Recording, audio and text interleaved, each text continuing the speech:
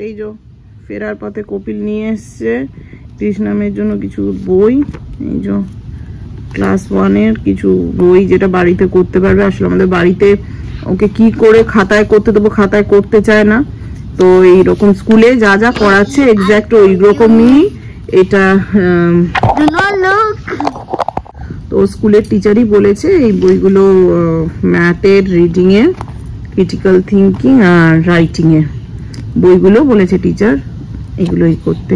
আমাদের ছোটবেলায় মনে আছে এরকম বই এলে আমরা নাম লিখে কভার দিতাম, কভার দিয়ে এখানে নাম লিখতাম। এখন এইসব চলে না, এখানে ঠাকুরের নাম লিখে নাম লিখবো। সেই নিয়ে পেন নিয়ে বসেছি।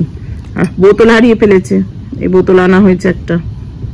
হারিয়ে ফেলবি না আর বোতল, বুঝলি? বোতল আর হারাবি না, ঠিক আছে তো? বোতল হারাবি না। হ্যাঁ তোমার নাম লিখে, হ্যাঁ তোমার নাম লিখে দেবো, কিন্তু তুমি হারাবে না কিন্তু, আর বলে দিলাম। ও প্রায় বোতল হারিয়ে আসে, এই রোগটা আমার ছিল ছোটবেলায় একদম। নাম লিখছে কত একটা, ওইটুকুন একটা স্টিকার বসিয়েছে, তাতে আবার নাকি নাম লিখবে। আমি পেছনে নাম লিখে দিচ্ছি ভালো করে স্টিকারে, নাম লেখার জন্য নাম লিখছে। আমি ভালো করে লিখে দিচ্ছি পেছনে। আর এই দাম ভালো, এই $10 দাম এই একটা বোতলে। $10 মানে কত, $800। এইটুকুনি বোতল একটা, কিচ্ছু নেই বোতলটা, ভালোই গায়ে লাগে একদম, যে এত দাম রোজ রোজ দিন যায় আর একটা করে বোতল হারিয়ে আসে। আজকে রাত্রে ভাত তরকারি সব কিছুই ছিল, কিন্তু কৃষ্ণা বলল যে আমি একটু আলুর পরোটা খাবো। তো ও তো এমনিতে খুব একটা কিছু খাবারের প্রতি খুব একটা ওর শখ আহ্লাদ নেই, তো যেদিন বলে সেদিন আমার মন করে যে না একটু করে দিই। তো একটু আলু সেদ্ধ করে নিলাম, একটু বেশ ভালো করে চটকে তার মধ্যে একটু জোয়ান, একটু পেঁয়াজ আর একটু আচারের তেল দিচ্ছি। তেল দিয়ে এই মশলাটা একটু বানিয়ে নিয়ে জাস্ট স্টাফিং করে নেব। খুবই সিম্পল, আর আমার বেশ ভাল লাগে এরকম সিম্পল পরোটা বানাতে বাড়িতে। ছোটোবেলা থেকে মা অনেক বানিয়ে বানিয়ে খাওয়াতো, ছুটির দিন মানেই বাড়িতে পরোটা হতো, সেই জন্য আমারও বেশ পরোটা খেতেও ভালো লাগে আর বানাতেও খুব একটা ডিফিকাল্ট নয়। তো সাথে এক্সট্রা আলু ছিল, সেটা দিয়ে একটু আলু চক্কা মতো বানিয়ে নিচ্ছি। অল্প একটু তেলে শুকনো লঙ্কা আর হিং ফোড়ন দিয়ে যে এক্সট্রা স্টাফিংটা ছিল ওইটাকে একটু নেড়ে চেড়ে নিচ্ছি। ওটা ভাবছি কালকে লাঞ্চে আমাদের স্যান্ডউইচের মধ্যে স্টাফিং হিসেবে ইউজ করে নেব। আর যদি কপিল বলে একটু পরোটা দিয়ে খাবে তো ওকেও সেটাও দিতে পারি।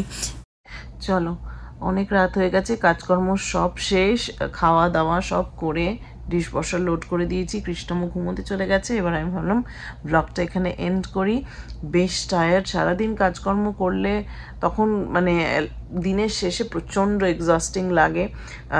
সেই কারণে বেশ কয়েকদিন আমার ব্লগও মিস হয়েছে, মানে আমি ব্লগ তৈরি করে রেখেছি বাট আমি এডিট অ্যান্ড আপলোড করে উঠতে পারিনি, কারণ এত এক্সস্টেড লাগছে। কাজের চাপ রিসেন্টলি একটু বেড়েছে আমার।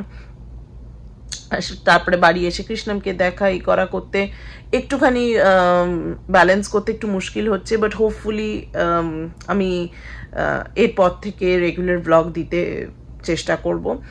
কিছুদিন খুব চাপ ছিল কাজের, মানে আমি আর সামলাতে পারছিলাম না, এত কাজের চাপ ছিল। মাঝে মাঝে হয় যে এক একটা ফেজ চলে, যখন কিছু কিছু প্রজেক্ট আসে কিংবা কিছু আসে, তখন মানে শরীর আর দেয় না যে বাড়ি এসে আবার অনেক রাত অবধি এডিটিং করে পোস্ট করব। যাই হোক, আই এম ভেরি সরি যারা তোমরা এক্সপেক্ট করছিলে আমি রেগুলার ব্লগ যেটা রোজ আপলোড করা সেগুলো করব, হয়ে ওঠেনি কয়েকদিন। আমি চেষ্টা করব এর পরের দিন থেকে রেগুলার ব্লগ দেওয়া। তোমরা সবাই হোপফুলি ভালো আছো। আজকের মতো ব্লগটা এখানেই এন্ড করছি, আবার দেখা হবে নেক্সট ব্লগে। বাই।